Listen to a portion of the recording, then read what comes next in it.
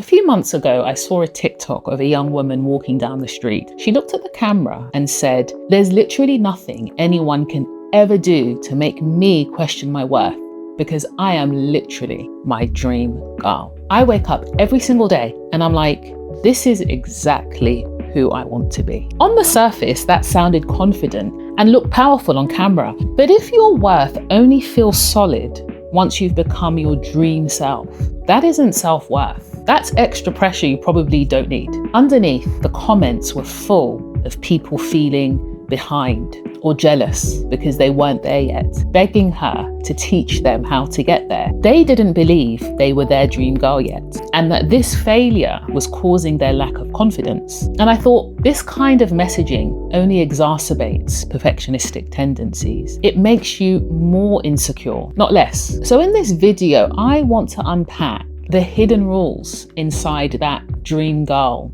message. The idea that you only get to feel valuable and confident, accomplished, once you've become a perfected version of yourself, and offer you a different way to build confidence that doesn't need any of that. Let's get into it. Most of us carry some kind of ideal self in our heads. The version of you who wakes up early, has a perfect morning routine, and is emotionally healed, eats well, exercises every day, knows exactly what she wants and goes after it. And social media has turned that idea into a very clear aesthetic that you need to live up to. And phrases like that girl and the dream girl now reinforce that. The hidden message is, once I become her, everything will feel better. I'll finally stop doubting my worth.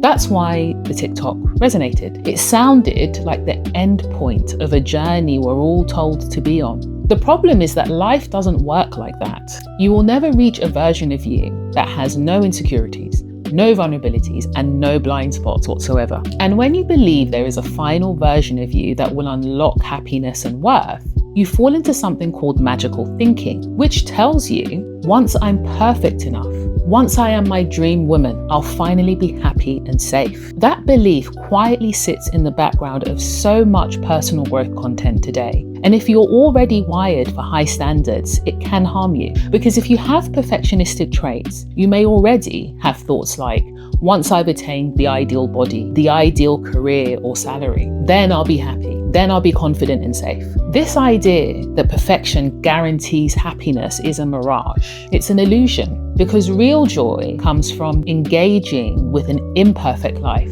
and finding contentment in progress, in the present, and not in one single final destination in the future that you've not even arrived at yet.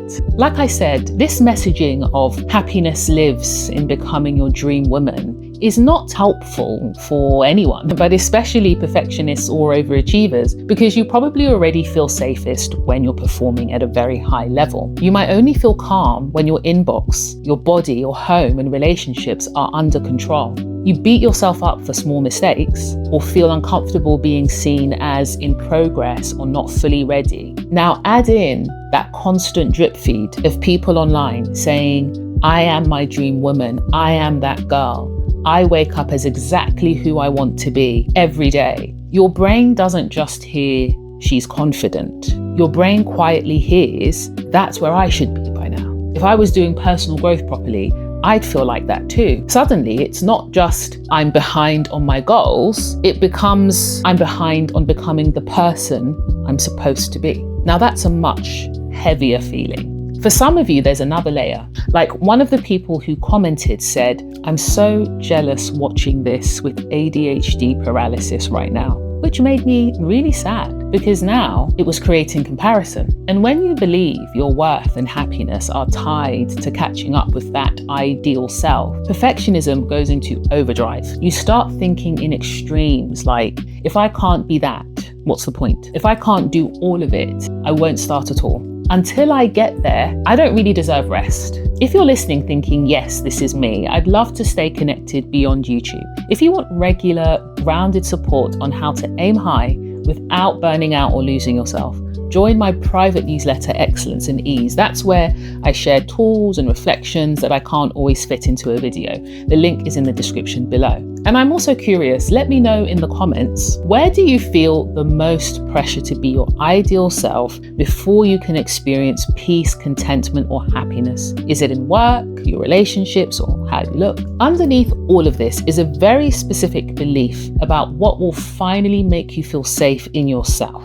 Let's look at that. At the very heart of I am my dream girl, I am that girl, is a simple rule. Once I become my ideal self, I'll finally feel worthy and safe. That's the hidden contract. But here's the problem. If your worth only feels solid when you're at your best, it's not really self-worth. It's conditional approval. It means bad days feel like proof that you're failing at being her, and feedback will feel like a threat to the perfect construct you've created. It won't feel like support.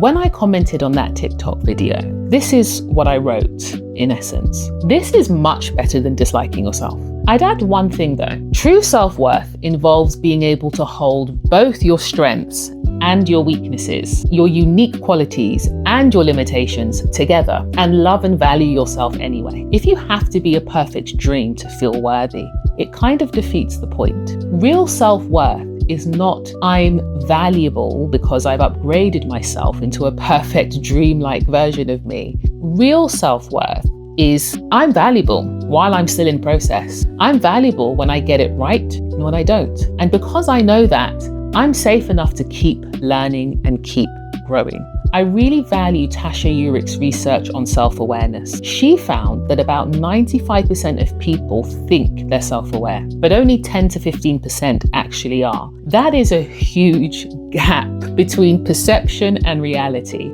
And she talks about two kinds of self-awareness. One of them is internal self-awareness, which is understanding your values, your patterns, your strengths, and your weaknesses. If most people don't have an accurate sense of self-awareness, this means many people are building dream girl identities on top of a very shaky understanding of who they actually are and what matters to them. But when you see yourself clearly, strengths and weaknesses, superpowers and blind spots, you can truly face challenges better and take on things like feedback without feeling like it's threatening your perfect image. This is the real shift. The belief that becoming your dream woman or that girl guarantees happiness is a mirage. True joy lies in embracing the imperfect journey and finding contentment in progress and in the now. So if chasing the dream version of you isn't working and never will, where do you put your energy instead? I want to give you 6 practical places that you could put your energy that don't require you to become a fantasy version of yourself first. The first one is to ditch the dream girl or that girl as a requirement for happiness, worth, and contentment. You're allowed to have goals, visions, and aesthetics. These are all great things and they're fine, but your worth is not up for negotiation. And your happiness is not dependent on them. Try this small perspective shift. Instead of, once I become her, I'll be worthy, try saying, my worth is a given, an indisputable truth. Any improvements I make are for the quality of my life, not for my right to exist and be happy in that existence. This perspective changes the whole tone of your self-improvement. It turns it from a fight for survival into a choice. The second place to put your energy is to own your weaknesses and blind spots. If you own them first, no one else can use them against you. And I talk about this in more detail in my video, How to Stop Seeking External Validation. I'll leave the link in the description below. Running away from your weaknesses makes you more fragile, not less. You become terrified that someone will expose the parts of you that you've refused to look at. Owning them might sound like, I'm caring, but also avoidant when I'm overwhelmed. It could be I'm thoughtful, but also quick to overthink. You don't have to like these parts, but you stop pretending that they don't exist. Growing in true self-awareness and embracing the whole of you is far superior than becoming that girl. The next thing you can do is to choose one meaningful weakness or limitation to work on. Not 10, just one. Pick a weakness or something that's holding you back. Something that's preventing you from living each day in a way that aligns most to your values and what matters to you, but would have the biggest impact if you just made a small change to it. Maybe it's asking for help more. It could be getting to bed earlier or getting better at having difficult conversations sooner instead of dealing with resentment. You're not working on it to become a dream girl or that girl. You're working on it because it makes you more aligned with what matters to you and what you value. Linked to that is the next one, which is try building on and mastering your strengths. This dream girl, that girl mindset keeps you focusing on comparing yourself to what you don't have yet, the idealized self you've not yet become. I want you to spend more time building on what you already have. What are your unique strengths that you can lean on? One of mine, for instance, is courage. It doesn't mean I'm fearless. It means I feel fear and move anyway. I use that courage to launch this YouTube channel when I could have easily overthought it, especially with my history of perfectionism. I use courage every time I talk about perfectionism publicly, knowing that not everyone will agree with what I say. You have strengths like that too, whether or not you're your dream woman or that girl yet.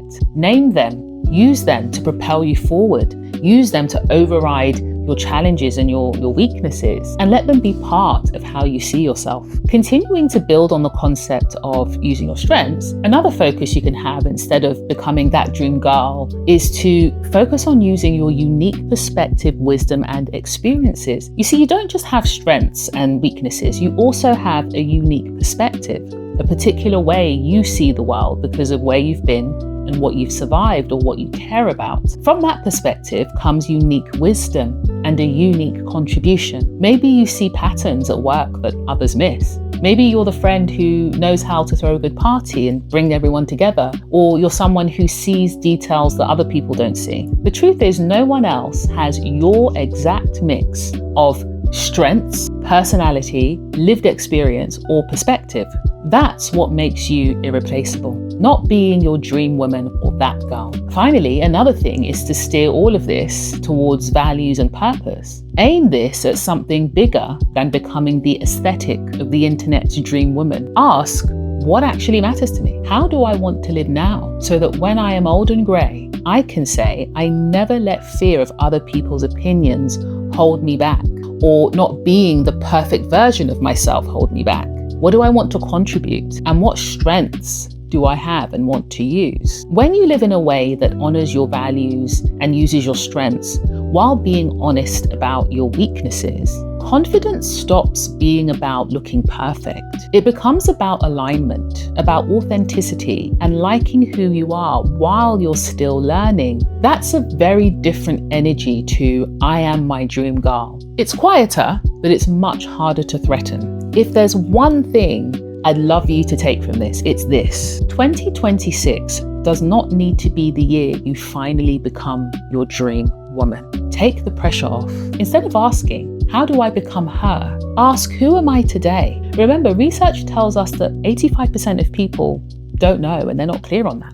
And then, what do the things I have already overcome tell me about who I am becoming? To keep building on this into the new year, you can also start by simply writing down one strength you already have and where you think it came from, then what you value most and why. And lastly, one weakness you'd like to own and make progress in, because it will help you use your strengths better and live in alignment with what you value most. That would be more than enough. If this spoke to you, make sure you subscribe so you don't miss the next video, where I'm going to talk about 2 questions perfectionists never ask themselves. In the meantime, harness, don't hate your standards so you can live with excellence and ease.